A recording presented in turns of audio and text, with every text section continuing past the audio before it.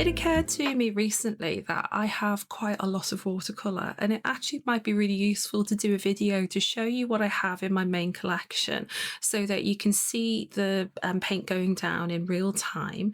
I've found it really difficult over the years to be able to make a judgment on what paint to buy purely based on those digital scans and swatches that you see on websites like art shops online, like Jackson's. So I've turned to resources like my friend Helen Cryer's YouTube channel, as she has an enormous collection of paint and swatches it all in real time with you. And I've found that so helpful when I've tried to add colour into my palette, or come across a new one and wondered if I had anything similar. So I hope that today's video will do some of that for you. So let's have a look at my main palettes. Here we have two palettes by Art Toolkit. These are their folio palettes. I have the silver ones. They're mega thin and they are magnetized. So if we open them up, my configuration is to have 3 rows of 10, so 30 colours per palette. The nomenclature of Art Toolkit pan sizes is a little bit confusing as it's different from standard paint pans, but this little guy is about 2 centimetres by 1 centimetre, or an inch by half an inch, give or take, and you can fit in about a quarter pan's worth of paint in them. I find that this size, typically in this orientation, is best as most of my brushes will fit into it. If you only have half that size, then they're too teeny weeny for anything other than a teeny weeny brush to use. And for the larger ones, they're great. But at the moment, I'm still working through all of my colours to decide which I want to have. What I did when I first set these palettes up was create this swatch page. And here I've included the brand, the colour name, and then the pigments of each colour in my palettes. I've used cotton watercolour paper to give the best representation of both the characteristics and the hue of each colour. And I also really do enjoy finding out a bit more about pigments in general. So I like to know whether I'm using a single or a multi-pigment paint, as that will have an impact on how they mix with other colours, and whether you will get a muddy mix or a nice clear transparent mix will depend upon whether they are single or multi-pigments. The next chart that I made actually is pretty much exactly the same. I've done it in landscape format because I like to put it behind my sketchbook when I'm painting, and it's just easier to see it in that orientation, as I often have both palettes on the desk side by side with the swatch card underneath. Again, I've used cotton paper so that I can see the hues, but without the writing on it, it's just a little easier for me to see, so I can get a feel for what colour it is, as sometimes they look very different on paper than they do in the palette. For the swatching, I'm using a Princeton Neptune size 8 synthetic squirrel watercolour brush. It's lovely and soft, there's no snap to it, and it's absolutely perfect for watercolour painting. I'm swatching in my Strathmore Mixed Media hardback sketchbook, which has 220 GSM hot press 100% cotton paper. It's very smooth, but there is some tooth, so you do get to see some of the texture of the paint as you lay them down, but it is certainly not as pronounced as you will see with a rough or cold press paper. I just tend to work more on smoother paper these days, as I am predominantly a mixed media artist. When it comes to watercolour, my very first foray into professional artist grade paint was with Daniel Smith, and I have a strong preference for his watercolour. They're absolutely beautiful and they're so reliable. The texture is sublime, and I find the colours, particularly the convenience mixes, just absolutely stunning. I do, however, have a small number from other brands, namely Schminker, Holbein, Greenleaf Blueberry, an independent paint maker, and also I have 2 Winsor & Newton, I really dislike the texture of Winsor & Newton paints on the whole. However, the two that I've chosen are because I can't get a similar colour hue in a different brand, or I really dislike the texture from other brands. So Winsor & Newton it has to be. All of these paints are professional grade. I don't use any student quality paint whatsoever anymore, as I struggled along with the Cotman paints by Winsor & Newton for so many years, feeling deeply frustrated that I wasn't doing it right. Because you just can't get the richness and vibrancy with a student paint full of filler that you can with an artist grade paint, which is packed to the brim with beautiful pigment. It's time to take a look at the individual colours, and we're starting with Schminker Titanium White. This is a very opaque white. It's pigment white 6, which is one of the most opaque and light fast white pigments that there are. A lot of purists won't have a white on their palette, but I like pastel colours, so it's staying. You could swap it out for some gouache if that's what your preference is. Daniel Smith Titanium Buff is a version of PW6, but it is heat treated to give it this warm linen kind of colour. The next paint is very much a convenience paint that I mixed up myself using some of the pigments I already have in my collection. I wanted a warm grey that was darker than Buff Titanium so that I had a mid-value tone in my kit. It's a mix of PBK 11, PR 101, EY 43 and PY 6. So there are a lot of different pigments in it, but it is really quite useful, and it's one that I'm going to keep on my palette. Next up is Daniel Smith Naples Yellow. Now, various types of Naples yellow exist on the market, and some are a single pigment, but this one does have some white mixed into it. It's a lovely, warm, earthy yellow, and it's really quite beautiful. You can get a similar tone with a yellow ochre, but that's more yellow, whereas this has a sort of pinkish brown undertone. Next one, however, has an absolutely cast iron firm forever place on my palette, and that is the Holbein Pampas Grass Yellow. It's one of their super granulating colours that was released last year, and it's an interesting blend of a yellow plus potter's pink. So you do get separation and some beautiful pinky areas when the paint is in a nice large wash on your page. I absolutely love it. I think it mixes beautifully despite being a multi-pigment paint. And for me, I'd be happy to remove my Naples yellow, my yellow ochres and similar colours and just have this because I love it that much. Daniel Smith Monte Amiata Natural Sienna lives in that yellow ochre raw sienna end of the spectrum. So it's a fairly pale value earth pigment. It's a PBR7, which you also get the umbers from. And it is a lovely mixing colour as it produces really nice greys mixed with ultramarine. Like I said, I love the Pampas Grass Yellow, so that's staying. Daniel Smith's yellow ochre is a beautiful crystal clear yellow ochre if you love yellow ochre, which I'm afraid I don't. I'd rather stick with the Holbein that has that lovely pink warmth to it. And the Monte Amiata is a bit more opaque as well. So overall, it's the Pampas Grass for me. Now, the next one is one I'm going to find it hard to have removed from my palette for the sake of space, and it's Daniel Smith Goethite. It's a brown ochre. It's a beautiful, beautiful paint that granulates gorgeously. It mixes with cerulean blue chromium to make the most gorgeous sort of split pigment greys. It is really, really beautiful, but I can make do with other earth pigments. Now, this one is a bit of a renegade. This is transparent iron oxide or red oxide. Another Daniel Smith, and it is PR 101. Now, this pigment goes absolutely wild. If you do a wet and wet technique, wet the page and just put a single drop in the middle, you'll find that it runs like mad. It's beautifully pigmented. It's really rich and vibrant. It's a more orangey brown, but still a brown. And again, it's a really useful mixer. If you like having a burnt sienna on your palette, I think this is a fun addition. It was recommended initially by Liz Steele after a watercolour course of hers I did many years ago. And I've never replaced it with burnt sienna since because I just enjoy using it so much. The last one on the top row is one that I'm afraid will be going once I've used it up, although it looks like it's going to take quite a while. This is Daniel Smith Tiger's Eye Genuine, and it is a Primatech paint, which means it's made from a precious gemstone.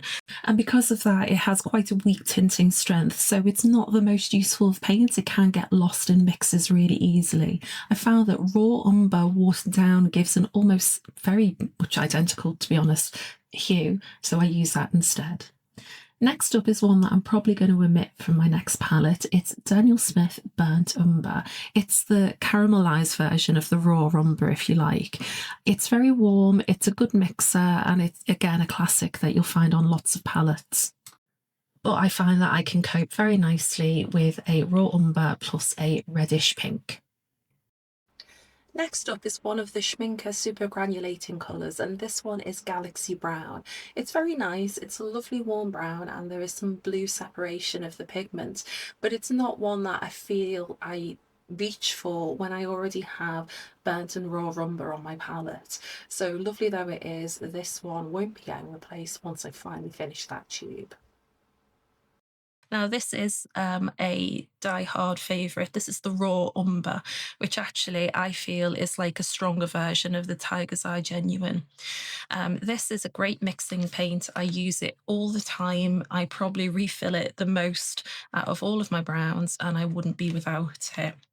Like the burnt umber, it's the same pigment but chemically treated, so you get this raw finish rather than the caramelized nature of the burnt umber. The next paint is Greenleaf Blueberry Castle Earth, and I absolutely love this. It's like a sepia, nice and dark and very cool, and it's brilliant for adding depth to mixes, but it's sinfully expensive and it's handmade in Colorado. So unfortunately, once this pan is gone, I think this is going to be it for me. I'm going to have to find an alternative. Answers on a postcard about any sepia-like browns that you can recommend.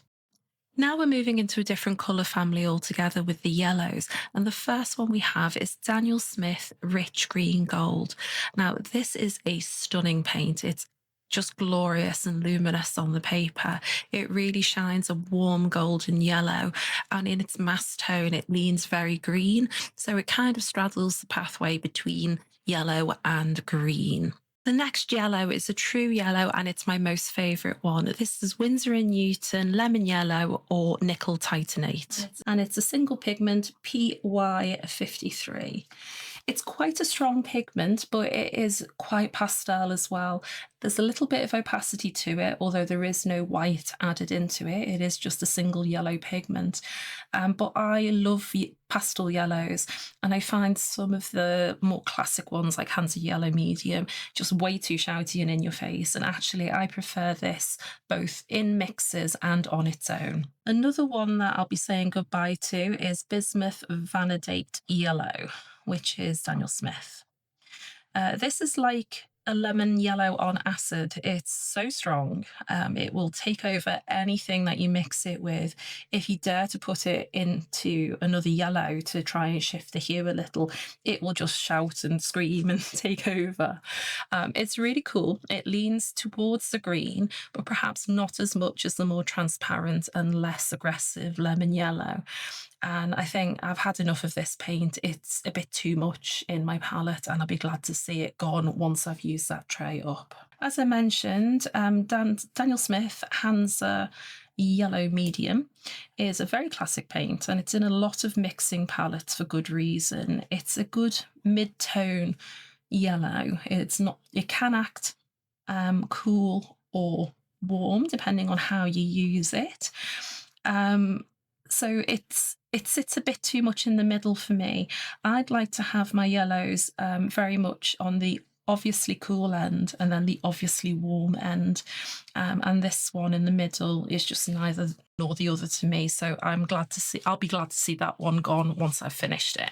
This one is beautiful. Daniel Smith New Gamboge. It's a soft orange colour. There's no artificial orange vibe to it whatsoever. It is just gorgeous. It's super warm. It can be used as a warm yellow in mixes, and it is highly light fast, unlike the old gamboge, I suppose it was previously named for. Another great mixing colour. I would like to keep that on my palette. The final one on this row was one that I bought for a bit of fun, and it is gorgeous, but I just don't have any real uses for it. It's one of those multi-pigment paints that has got so many different colours in it. It's really difficult to use it in any sort of mixes. I just find that you rapidly get mud and it turns sort of a yellowish green, and it's just not very attractive if you do try and mix things like blue into it. So whilst it's gorgeous on its own, I mean, look at it, it's a beautiful orange. It's just not useful, so this one will be going as well. Third row, we're moving into the warmer red end of the spectrum, and we're going to start off with Daniel Smith Burnt Quinacridone Orange. And this is pigment PO48.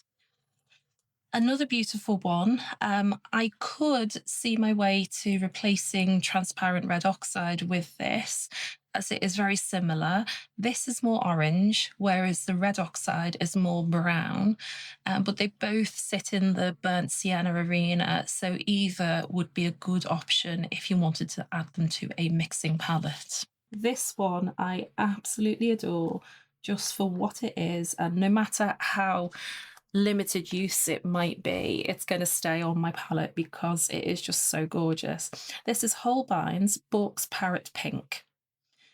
It's one of the new super granulating colours that they brought out last year. It has 3 pigments, and one of them is a fluorescent dye, so its light fastness is going to be questionable. I've had no problems leaving a swatch on my windowsill for the last year. However, I think you need to be cautious and do your own light fast tests if you're deliberately purchasing and using paints with fluorescent dyes, as they're inherently poorly light fast usually. This pink, though, is so gorgeous. It splits into this sort of corally pink with yellows and rich, bright red pinky dots in it, and I just think it is gorgeous. I recently painted a bullfinch, and it was the absolute perfect colour for his tummy. Now, I've just noticed I've made a whoopsie, so we'll just go back over these 2 paints again. This is in fact Perylene Red by Daniel Smith, and this is Mission Gold Rose Madder. They're both single pigment red paints. The Perylene Red is PR178, and the Rose Madder is PR176. As you can see, they're fairly similar, but Perylene Red is warmer, whereas the Rose Madder is cooler. So I would say that this is more similar to a quinacridone red, and this is more similar to a quinacridone rose. So if you've got both of those paints on your palette, and I don't think you need both of them either, but if you've got them both, you've got these covered, and I wouldn't say that they're necessary. The reason that I got the Perylene Red was to mix with greens to make really dark values, and it's useful for that. It's lovely and transparent, and it's very, very strong. It's also very, very smooth with no granulation, which is typical of red pigments. This one is a Daniel Smith Rhodonite, which is another one of the Primatech paints I mentioned earlier. It's a genuine gemstone ground up into paint. I think there's some query over the light fastness of this. It certainly is a lower value and paler than other similar colours in my palette. And actually, it's incredibly similar to the next one along, which is the Daniel Smith Quinacridone Rose. So again, it's if you've got one, you don't need the other. You'll probably find Quinacridone Rose more reliable. It's easier to re-wet, and it mixes beautifully. It's a classic in mixing palette, so you can't go far wrong with a quinacridone rose. This one is a Quin Magenta. So if what you want is to make a limited palette with magenta, cyan and a cool yellow, then this is the paint for you. It's very, very similar to Quinacridone Rose, but as you can see, it is bluer, so it's a little bit cooler. You don't need both. I would say that you can get by with one or the other. I think if you had to push me, as much as I love the colour of Quin Magenta on its own, Quin Rose is so much more useful as a mixer that would probably steal its spot if I had to pick between the two of them. And here's another one of my Winsor & Newton concessions, and this is the Cobalt Violet. Now, I bought this after seeing another favourite artist use it an awful lot in her videos, and that's Irit Landgraf. She is a Cobalt Violet girl, absolutely adores the colour. And as she said, this is perhaps the pinkest of all the Cobalt Violets. All of the brands tend to be much, much bluer, whereas this is very definitely in the pink arena. It's quite a low value strength. It takes some going to get it re-wetted, and it doesn't mix very well because it's so weak it tends to get lost, but it granulates beautifully as all cobalt based paints do, and it's gorgeous in and of its own right. The Winsor & Newton paint makes it a bit of a milky, gummy kind of texture. And I'm on the fence as to whether I feel I really need it because it's unique in and of its own, or whether it's just taking up a space that is unnecessary on my palette. Another of the Holbein super granulating paints. This is the Holbein Earth Shine Violet. This one is PR29, an unusual pigment. PR122, excuse me, made a mistake there, and PR177. So we've got a mixture of 3 different red pigments to give this beautifully separating pink and bluish violet colour that is really gorgeous, especially if you're using it across a wide area where you get chance for these pigments to separate out. I think that's really beautiful. It's perhaps a little niche and not necessary, but it's gorgeous, and I think I'd be hard pushed to part with it. The final one on this row is another Holbein, and this one is Holbein Eurasian J Rose Grey, and that is mixed with PB28, which is good old ultramarine, PG18, and PO73. So we've got a blue, a green, and an orange pigment that mix together to form this very lovely violety blue. I think this one is definitely a keeper for me. The next couple of paints you'll see are very similar, but I just prefer the strength of its pigment and the separation that you can get, which admittedly you're not seeing too well on this paper. But I think this is a really beautiful violet grey colour, and I would certainly make space on my Forever palette for it. This is another DIY pigment, and this is what I call Artemis. Now, I can't get Da Vinci paints in the UK unless I want to pay exorbitant fees on the shipping and import taxes. So I had a go at mixing my own, and I've used a PG18, which is Viridian, a PR178, which is my Perylene Red, and a PB29, which is ultramarine blue. Again, this is a lovely violet grey, but this one is on the bluer end of the spectrum. When you mix it in its mass tone, it gets a really lovely dark value, so it's quite useful for that reason. But I think if I had to choose, the Eurasian Grey would probably win in a head-to-head. This one is Daniel Smith's Amethyst, another Private Tech paint. So more precious gemstones ground up into paint. I'm not sure if you can tell, but it does have a bit of a shimmer to it. It's not glitter particles, it's just part of the gemstone that give it this glittery appearance. It's gorgeous, and I used it a long time for shadows, particularly in portraiture and also on buildings in urban sketching. But now that I've discovered the Eurasian Rose Grey, which is a lot cheaper to get, actually, I think I prefer that, and I'm not thrilled with the shimmer content in this paint either. Another one, which was just a bit of fun, is Holbein Lilac. This is very similar to Daniel Smith Wisteria. This one is a mix of pigment red 127, PV23, and PW6. So we've got a red, a violet, and a white to make this lovely pinky colour. It's not dissimilar to the Cobalt Violet from Winsor & Newton, but it doesn't have any granulation, and it's a lot less pink. However, it mixes far better. You could add a little drop of something like Quin Rose into it if you wanted it pinker, and you could add in some more ultramarine blue if you wanted a more blue violet. So it's more useful.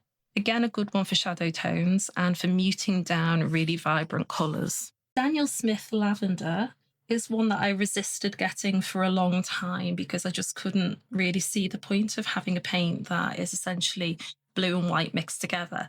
But then I realized it's not just ultramarine and white, it's actually PB29, pigment white 6, and pigment violet 15. And you get this beautiful lavender color. I mean, it's just perfect. When I think of the color of this word, that's the tone that I'm imagining.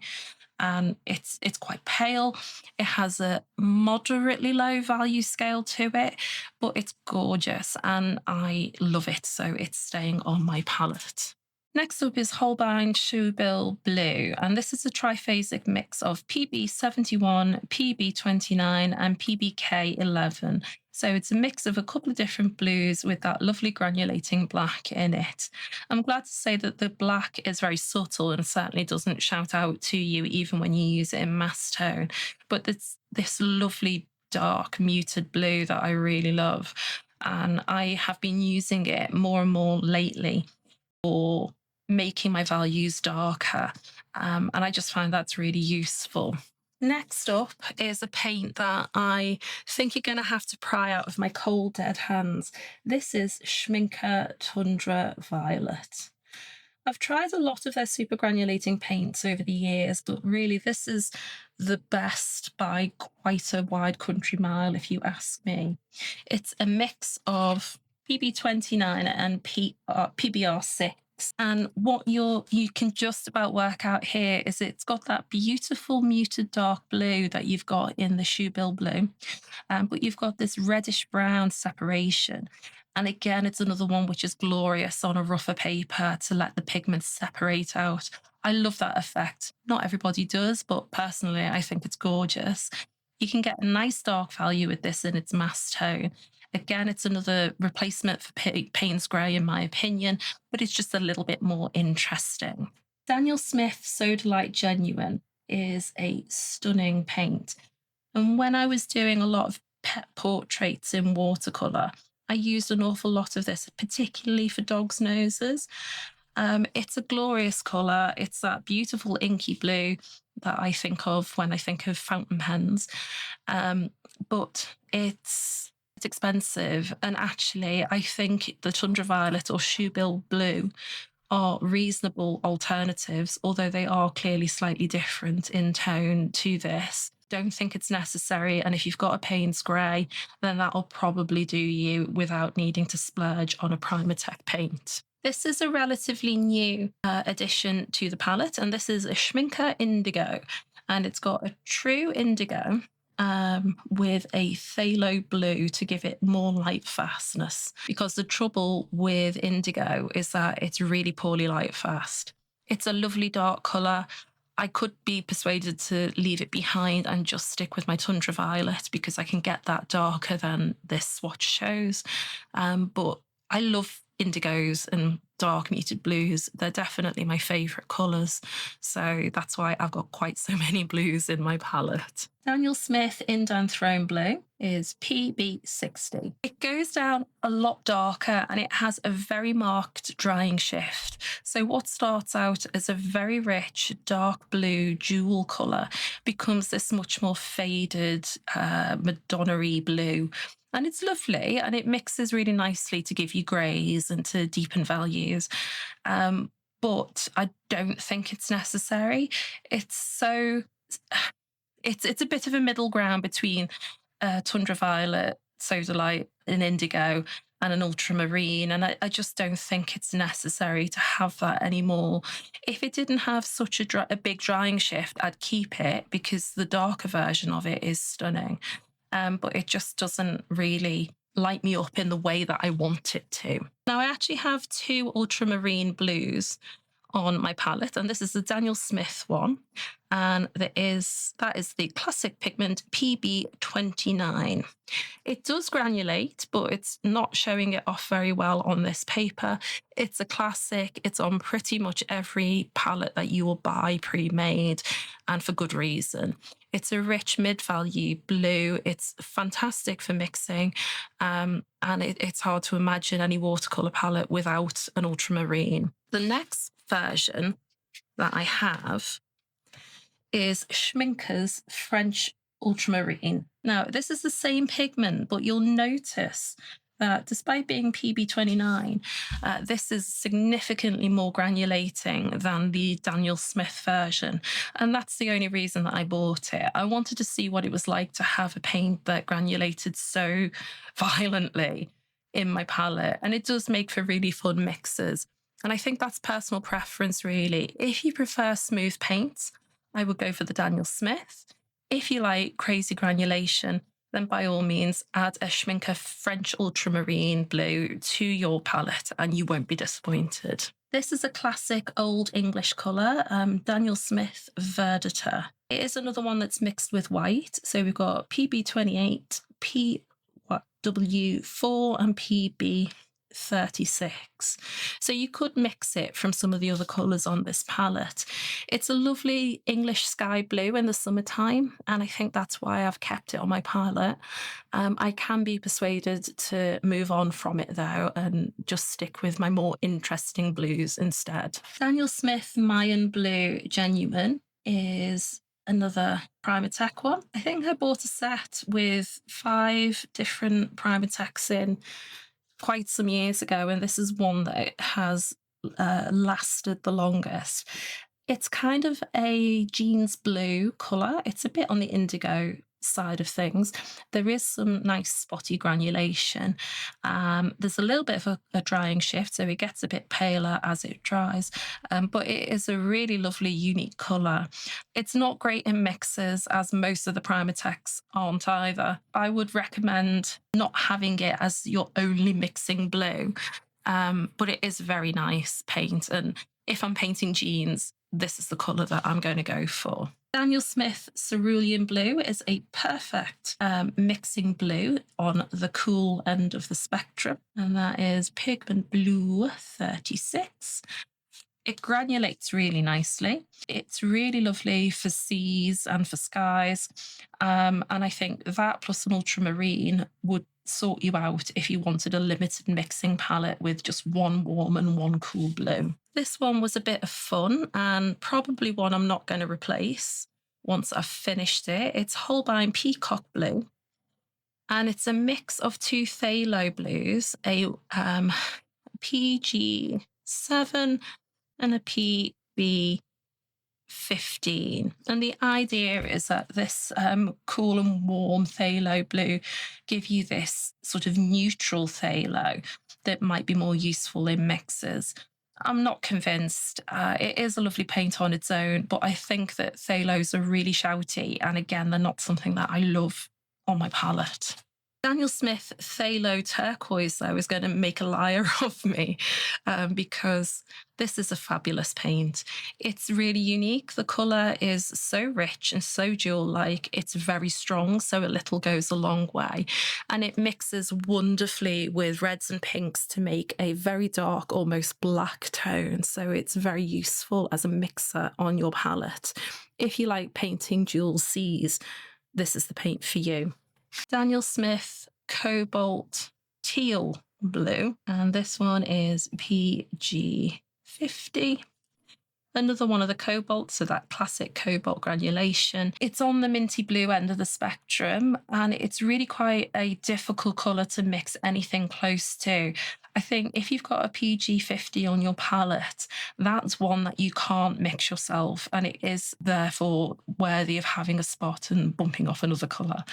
It is quite a pale colour in comparison to the phthalo turquoise, but they're definitely related. They are similar colours. It's like this is the stronger big brother, and this is a meeker younger sibling in the cobalt teal turquoise family. This is Schmincke Shire Blue, which is a very blue-green. and another one with lots of pigments in. You've got a yellow, a blue, and a green. It splits out into a very yellowy, warm green and has this background bluey green, which is really interesting. I think it paints really interesting seas and waters, and I use it more than I thought I would when I got the paint initially. It re-wets quite nicely, which not all of the Schminke super granulating colours do. And I do very much like that colour. The last two greens are Daniel Smith Perylene Green, which is PBK 31, and Daniel Smith Jadeite Genuine, which is a Primatech. This is a very emerald green, and it's not one that I reach for very often anymore. I would rather stick with my Perylene green, which is actually a black pigment that leans very much towards the... Out of these two pigments, the Perylene green is going to stay, but the Jadeite, again, once it's used up, will be gone. You can mix some useful darks with it, but the Perylene green is much nicer in that regard.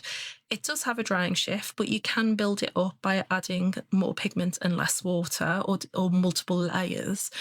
And I just really like having a very dark muted green on my palette, because they're perhaps the hardest colour in all media for some reason to get.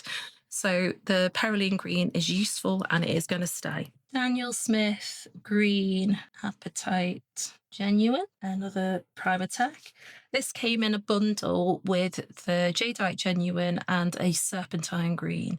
It splits into a yellowish brown colour and this very lurid green.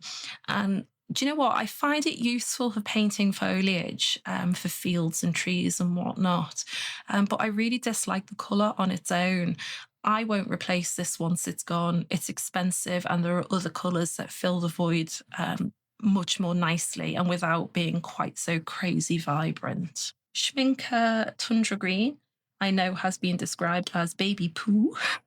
And now that I've heard that, I can't not see it when I look at this colour. But it's Pigment Brown 6 and Pigment Green 19. It's a really useful colour, and I think some of the more muted, muddy looking colours actually are very helpful. This one is a crowd favourite, and it is Daniel Smith Undersea Green. This is a mixture of ultramarine blue, pigment orange 48, and PY 150. Those two pigments are what quinacridone gold is made up of, and as I don't have that on my palette, it's actually quite helpful for me to have the undersea green, because it is a really beautiful olivey green. It's quite warm, and it's not artificial looking at all. So I think of all the pre-mixed greens, this one really has to stay. This is Schminke Forest Brown, and it's Pigment Green 26 and PY 43. I can part with this one. I don't think it gives anything more than a bit of Tundra Green and Undersea Green give. So this one I'll be saying goodbye to at the end of its palette. Daniel Smith Olive Green Yellowish is a gorgeous colour, and I don't know that I've put enough pigment on the page to show it off to its best advantage. It's a really beautiful, rich olive colour that is very useful, and I think will be staying in my palette. Into the home stretch now. We have Daniel Smith Serpentine Green Genuine, the final Primatech in that green trio. I do love this colour, but it's sinfully expensive because it's a gemstone. And actually, I don't mind the alternative, which is next to it here, that is much more affordable and actually really fun to use, and it's Holbein Leaf Green. It is quite shouty, but because it's a lighter value and it's more olivey, I find that perfectly acceptable. I'm really happy to have that on my palette. It's really good in landscapes if you need a mixture of different foliage colours, and you can add yellows, blues, or some of the other greens to it to vary the tone. So I find that's useful and really pleasant on its own. As for the final three pinks, these are quite warm pinks that are difficult to mix with what I already have on my palette. The shell pink is just for fun. I love that colour. It's like a ballerina pink. It's gorgeous. The potter's pink is an incredibly useful pigment as it's so granulating. If you add it to pretty much any colour, it will bring the granulation that you're looking for, but it won't change the hue significantly because it can be quite a low value colour if you don't use it too thickly. The Holbein Cherry Blossom Pink is beautiful, but it is in fact shell pink plus potter's pink, so there's no point in having that. You can easily mix that colour with those two alone. So that's it. If you check my website out, you'll find scanned in images of all of these colours so you can take a close look, any errors I've corrected there, and I hope that's helpful. Let me know what you think down below. Thanks for watching. Bye.